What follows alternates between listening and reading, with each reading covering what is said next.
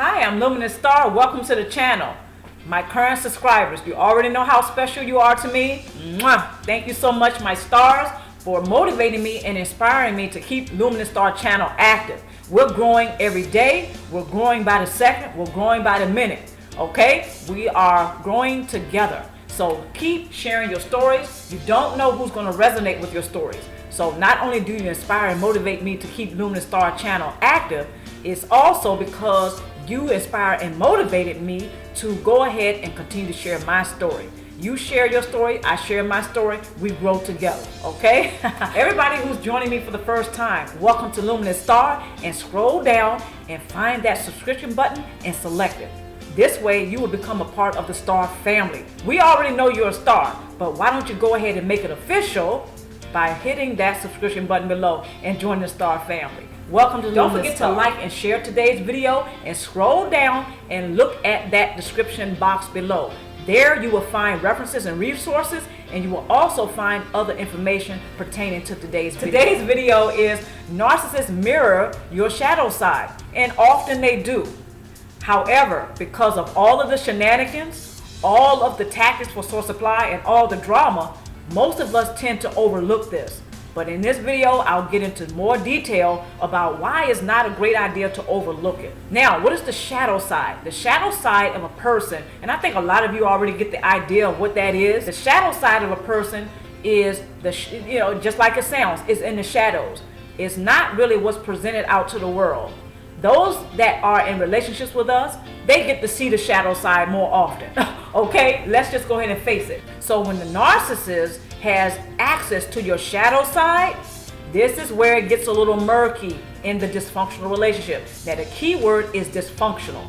The relationship is dysfunctional for several reasons, and I will get more into that during the video. So when you tap into your own shadow side, or when you embrace your own shadow side via doing shadow work, it is a game changer.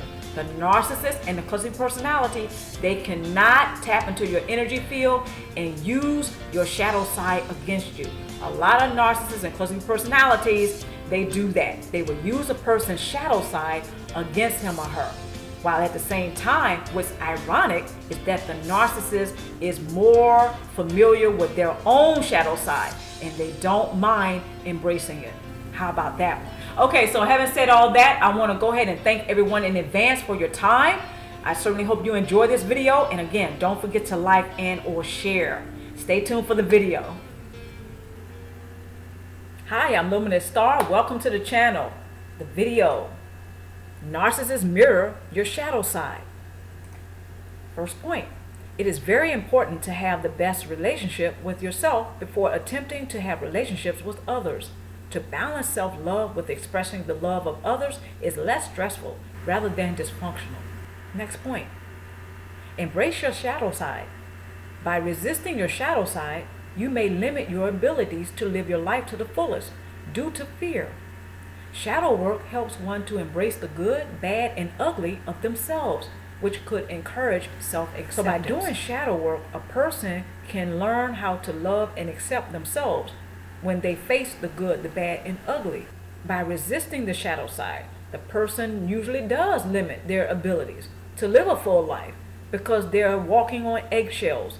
This is often why a lot of people who have relationships with narcissists or dysfunctional relationship with narcissists and cluster personalities, they do walk on eggshells because they're not embracing who they really are.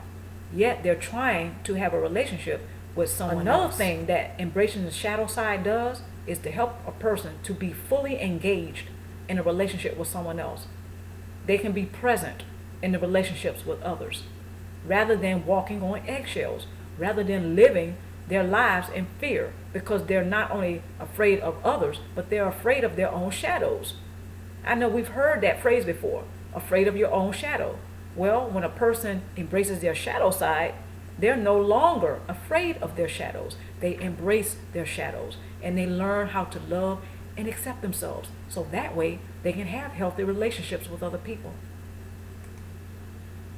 Due to lower vibrational frequency that many narcissists and those with a cluster personality seem to operate from, he or she may be ahead of the game when it comes to embracing the shadow side of human nature. They're exercising something that is a part of their human experience, and that is to make choices. Either they can be a whole person who chooses to operate from a lower vibrational frequency, or they are a whole person who chooses to operate from a higher vibrational frequency. When a person understands that there's a shadow side to human nature, again, they are ahead of the game. At the risk of sounding like I'm defending the narcissist or cluster personality, I'm certainly not. I'm just saying that it's possible that in that regard, they are ahead of the game, because they do have a shadow side of human nature, which they often display. Sometimes they don't display it because there's the false self-image. And they do this in order to gain the source supply. So the bottom line is this: the narcissist and cluster personality, they have a shadow side like everybody else. And they will be more comfortable in displaying that if their false self-image is threatened. The false self-image can be someone who is a martyr or a saint or even a victim who has been wrongly done. These are some of the false self-images of narcissists and cluster personalities. When those are threatened or challenged, the narcissist and cluster personality have no problem with tapping into their shadow side. Just think about that for a minute. This is often the case when their false self-image is threatened or challenged. They will tap into that shadow side. We all have a shadow side. People who are involved in the narcissist's life, the people who are primary source supply, those individuals who may be targeted prey of a cluster personality, what's often happening is that he or she is not comfortable with tapping into their shadow side. I am not condoning or advocating someone abusing or mistreating someone else. I'm simply making the point that when a person is comfortable with the fact that they have a shadow side, they are less likely to live out of fear. They are less likely to walk on eggshells, and they are less likely to be involved in a relationship with someone who is bullying them or manipulating them. A lot of people, unfortunately, who have been groomed to behave codependently, they have the issue with tapping into their shadow side. No worries, we'll get a little bit deeper into that in this video. Narcissists tend to not have any issues with expressing anger, hatred, jealousy, and fear. These are fundamental emotions that narcissists and those with the cluster B personality feel and express fairly often. When one factors or considers that the narcissist lacks the ability to emotionally regulate how they feel and choose to poorly express these fundamental emotions becomes clear. So when the person is involved with the narcissist and cluster B personality, they often will overlook that the cluster B personality and the narcissist has a problem with emotionally regulating. They're not going to be able to see that the person has a problem with emotionally regulating, which usually is the case. So when one factors or considers that the narcissist lacks the ability to emotionally regulate, they're less likely to take things personally. It's not that they're not going to defend themselves. It's not that they're going to all of a sudden see that the narcissist is this poor person who cannot control him or herself. No, quite to the contrary. They're going to be able to see more clearly that this is what's happening. The fact that they have or they lack the ability to emotionally regulate, and that means they are going to poorly express their fundamental emotions, such as fear and anger, hatred and jealousy. Now, I'm not saying all of those are fundamental emotions. These are fundamental emotions that narcissists tend to feel. Okay, now we do have, some of us do express and feel these things as well. However, when a person lacks the ability to emotionally regulate, it is usually correlated with these particular emotions. Okay, so let's move forward. The shadow side of human nature is to become primal or animalistic in his or her behavior and basic emotions, instead of choosing to behave in a more civil manner in order to express basic needs and desires. Human beings desire connection. However, when expressed from a primal state, one can intentionally or unintentionally grieve others in their relationships. So this is where the narcissist and the cluster personality comes in. Due to the fact that they lack the ability to emotionally regulate, as I stated before, they're going to poorly express whatever it is that they feel. Usually, that means that they're going to poorly express certain primal emotions or basic emotions. So this means that the narcissist and the cluster personality, when they have desires and they have needs, they're going to poorly express those.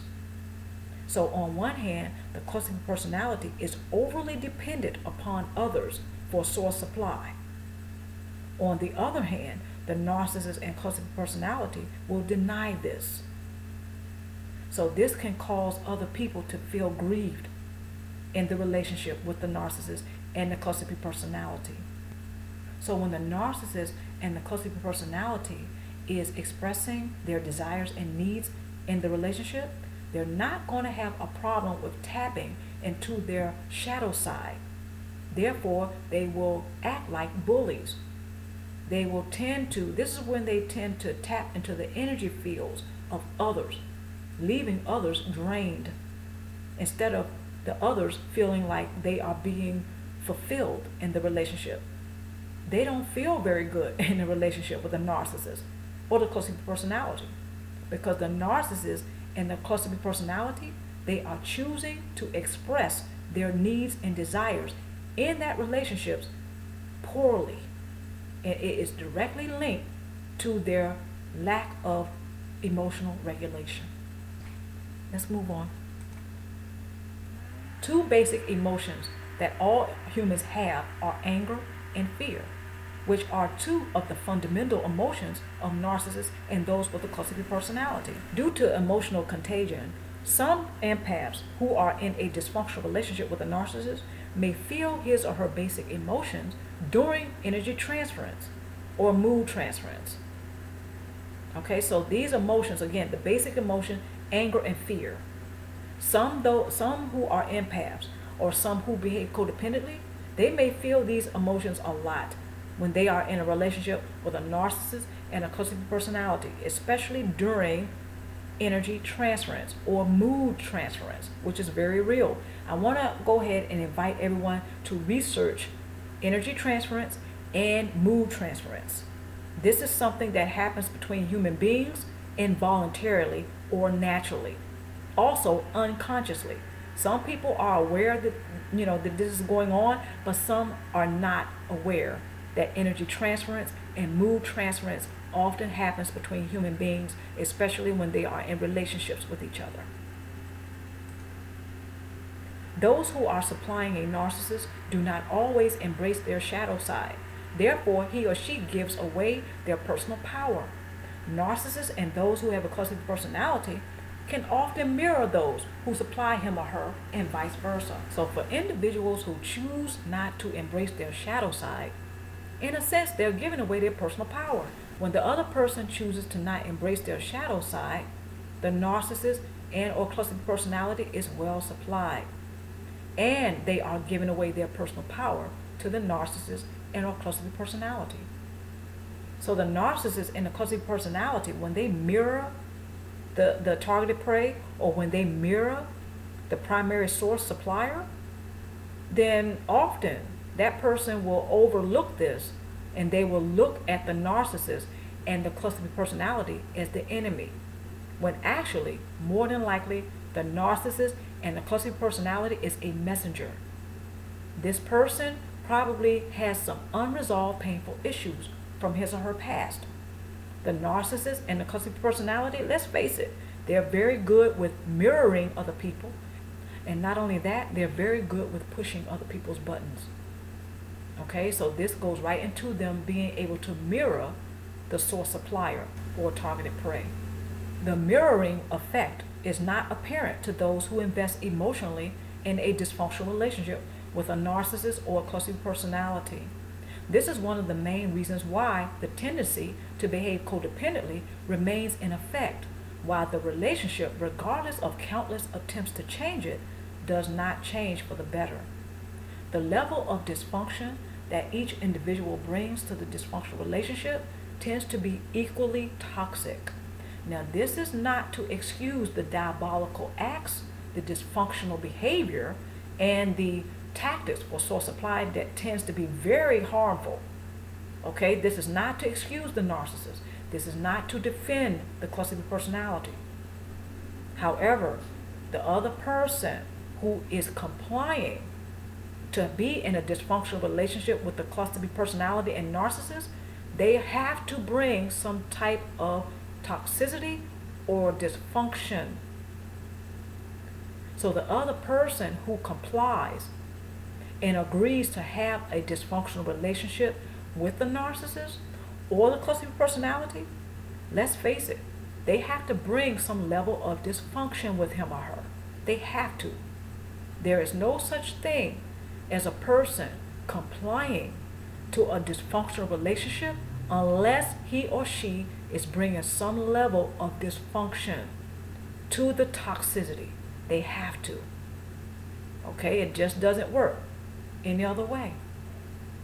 Again, this is not to excuse the narcissist. This is not to condone any type of toxic and dysfunctional behavior.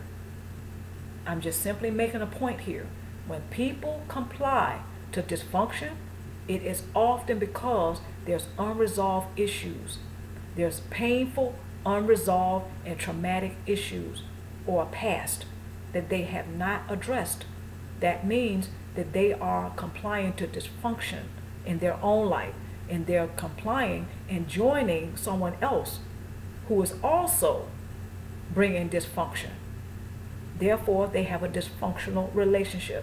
You have all parties involved bringing some sort of dysfunction into a relationship. This is often why the relationship remains dysfunctional. And regardless of countless attempts to change it, it does not. Okay, so the house is burning. You have the narcissist on one side. You have the person who behaves codependently on the other. The person who's behaving codependently, they have a fire hose. They have the water coming out. They're trying to put the fire out of the house, right? You have the narcissist on the other side. They have canteens or they have tanks full of fuel. Okay, and they're pouring the fuel on the fire, making sure the fire to the house stays ablaze. You have both people going at 100 miles per hour, or they're giving their all. They're going 100 miles per hour full force. This is why the dysfunctional relationship, regardless of countless attempts to change it, does not change. The narcissist is very crafty with mimicking and hijacking the identities of those who are viewed as their primary source supply, such as family and close friends. However, he or she will make mistakes and poor choices while projecting, blaming, and or dumping onto others in order to protect their false self-image. This is a summary of how the narcissist can mirror the shadow side of others. Okay, so again, we have the narcissist here who is mirroring the shadow side of someone else that they're in a relationship with or dysfunctional relationship with.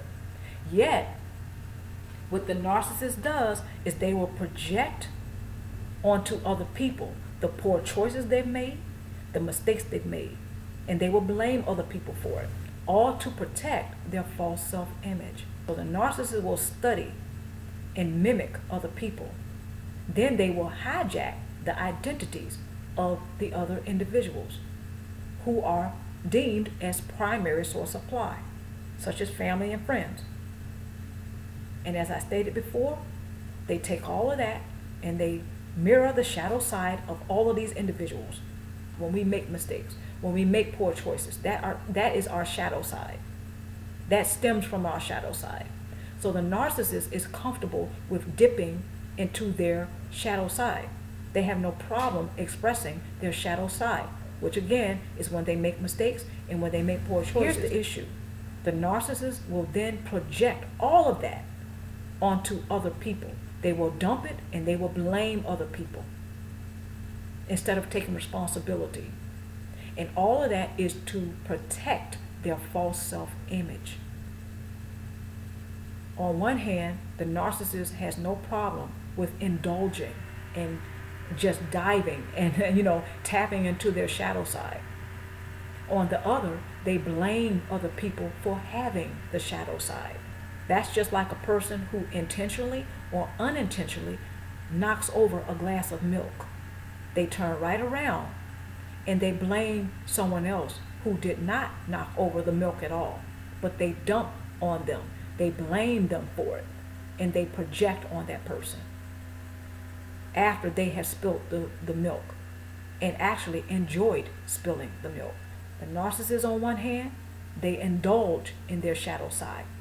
On the other, they blame other people for having that shadow side and walking away, not taking any responsibility for it. Some intuitive, highly intuitive empaths, codependents, and those who are emotionally invested in a dysfunctional relationship with narcissists tend to take the blame while internalizing the projection of the narcissist.